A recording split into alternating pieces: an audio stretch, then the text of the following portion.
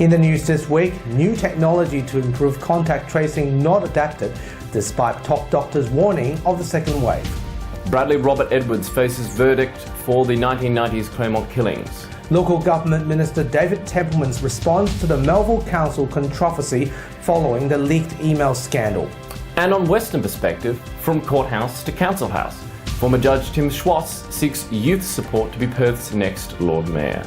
This is the Evening News with Ivan Learn and Mash Mackenzie. Good evening. As WA is being warned about the lack of preparation over the second wave of coronavirus, a newly developed geofencing technology by WA engineers may hold a crucial answer in better preparedness. Meanwhile, WA's top doctor says it's crucial for small innovators to play a bigger role in coronavirus prevention. Helene Fong with this exclusive report. One engineer believes his geofencing technology could be a crucial tool in the event of a WA COVID second wave. Craig Power has developed an app called Isolate, which uses geofencing technology to alert people they're about to cross a lockdown border and alert authorities that there could be a quarantine breach. He claims that the app could vastly reduce the manpower required for contact tracing efforts, better preparing WA for a second wave of COVID-19. What this does, it immediately provides a data point for authorities to respond to it quickly and reducing resources and probably predicting the community much better than we have done.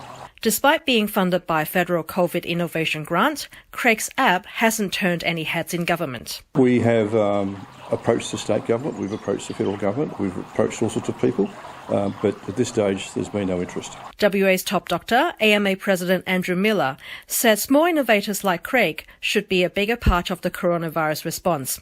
He also warns that WA needs to be better prepared than we currently are. I don't think that we're in a better position than Victoria was when they had the outbreak from hotel quarantine. He says that in the event of a second wave of COVID infections, young, low-paid workers who are unable to take time off work would be the first affected. So they don't have the protections that people who might have a permanent job with sick leave and so on and who are being looked after in regards to their health. So young people are particularly vulnerable. Youth Minister Dave Kelly shares Miller's concerns about the potential impact of a second wave. He says the state government provided funding for the youth services sector. I'm not comfortable with the impact that COVID has had on young people, not at all. We have provided additional funding for services that provide for young people. There's $159 million of Lotteries West funding that was been specifically earmarked for COVID recovery. It's understood the government's main focus is on preventing an outbreak rather than mitigating one. The best thing we can do for young people at this point in time is do everything we can to prevent the second wave. Helene Fong, WAMN News. Bradley Robert Edwards has been found guilty of two of the Claremont killings nearly 25 years after the murders of a series of women shocked Perth to its core. The investigation into a remaining presumed murder is open. Nelson Liu has the summary from Perth District Court. The courts have handed down their verdicts in the trial for the murders of Sarah Spears, Jane Rimmer and Kira Glennon, and for two of the families, the harrowing ordeal is now over. Bradley Robert Edwards has been found guilty of abducting and killing Rimmer and Glennon, with Supreme Court Justice Stephen Hall satisfied with evidence linking Edwards with the killings. Unfortunately, the nightmare is still continuing for the Spears family, Justice Hall finding Edwards not guilty for Spears' murder. The Rimmer family has expressed their relief at the guilty outcome. In a statement, they say they're pleased to finally have a verdict and the healing process can now begin. We got the result we wanted, and now we just have to keep working for the Spears family and hope someone finds Sarah. What does this mean to you today, Lou? Sorry? What does this mean to you today? It means that I can hopefully get on with the rest of my life without all this stuff. Police Commissioner Chris Dawson says justice has prevailed. This is an important and historic day for justice in Western Australia. Justice for the victims, their families, justice for an evil murderer and rapist, Bradley Edwards. Meanwhile, investigations are continuing into Spears' murder. Premier Mark McGowan has called on Edwards to cooperate with police. I haven't spoken to the family, but I'm sure they would love to know where their daughter is. So my plea to Mr. Edwards is please tell the Spears family, tell the police where their daughter is. Edwards will be sentenced on December 23. Nelson Liu, WAMN News. Local Government Minister David Templeman has weighed in on the battle at the City of Melville over a 50-year bowling club lease. His reaction comes after WAMN News exclusive reports on the explosive leaked email exchange between Melville Mayor George Gear and CEO Martin Templeman, which was revealed by Riverton MP Mike Nahan, calls for inquiry during his speech in Parliament. Do you believe the most recent of what happened last week regarding the mayor and then the bowling club and then the leaked emails is not a good look for the council? Ultimately, the council will be judged by the ratepayers and the residents and the businesses that they represent. I mean, we've got to remember that councils are within the legislation are vested with responsibilities and decision-making capacity. There will be people from time to time who won't agree with either a decision or ultimately even the process that might have arrived at that decision. All I say is simply this. Those decision makers need to be cognizant of the issue, be aware of any concerns that might be exist within the community, and ensure that they have good due process, good governance practices in place to make decisions. Now, my understanding is final decision hasn't been made, and there is some community issue and angst about the potential decision they may make. I would hope that they'd be cognizant of that. But if the outcry is too loud, will it sort of force you and the department to intervene? Well, we've got to remember that as long as there's no breach of the Act and there's no breach of any other law, I don't have the powers of control to. I don't have determinations to make decisions on their behalf unless they've breached. We can have inquiries and things. We've already had an inquiry into an authorised inquiry into the City of Melville, and there were a range of recommendations that were delivered, and my understanding is most of, if not all of those recommendations were endorsed by Council and have been enacted. That was appropriate to that inquiry. This is a community issue that has been raised, and as long as they don't breach the Act, I have made it quite clear that I don't get involved in individual decision-making in councils. It's not my role. Now, although parts of the concerns is for the council to address and its ratepayers to address, which we've seen, but let's focus a bit more on the pub test matter. Some people say, hang on, it doesn't feel a little bit right here. What's your take on it? Well, again, there are statutory obligations under the Act that they need to comply with. If those are broken, if there's a breach, then they have not acted within the spirit of the Act. And that's where the interest comes for the department and ultimately for myself.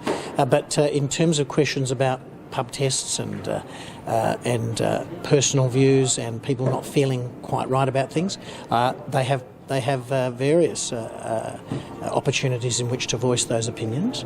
And I would hope that the council, when they ultimately make a determination, consider all of those matters in that determination.